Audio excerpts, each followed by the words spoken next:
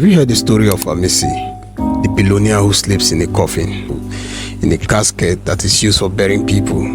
Amisi is a billionaire who is based in Tanzania. Like everyone else, during the day he goes out, go about his day, then come back home, only for him to lie down in a casket. He claims it feels safe sleeping in casket. For him, it's just personal preference. But a lot of people are saying that there is more to him sleeping in a casket. But for him, he believes that death walks around looking for who to kill. So if death comes to his house and sees him inside the casket, death is going to assume he's already dead. So death is just going to leave him and spare his life. I might say that makes sense, but is that something that is real? I don't know. It's really hard for me to comprehend at this point. He also claims that he has healed a lot of people from that casket by just letting them sleep there overnight, and by the next morning they are healed of whatever sickness they might have. He also believes in the slight chance that he might die someday. He is not always inside the casket, so there's chances that he could be going out like everyone else and get hit by a car.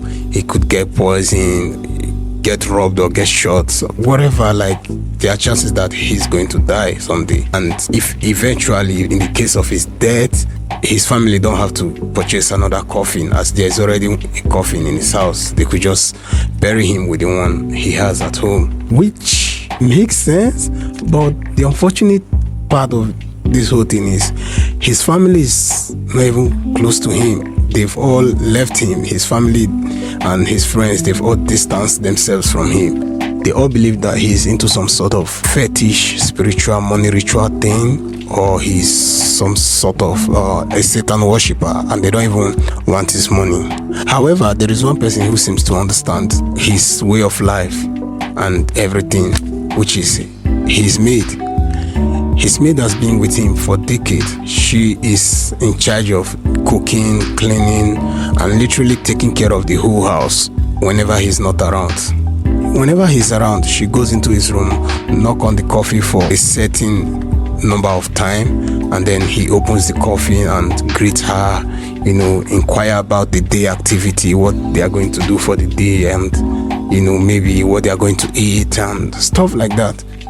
Which kind of make people look at it that he could possibly be right. It could just be that is just his way of life. There's no dark or shady stuff attached to the whole thing. Maybe he just likes sleeping in the coffin. How do you think the maid would have been able to cope living with him for that long if there was some sort of dark things involved? He also has a staff, a walking stick, which he claims was given to him by the elders. He claims that walking stick is not just an ordinary walking stick. It has, some spiritual powers, and the walking stick contributed to his wealth. But there is one problem with Amisi.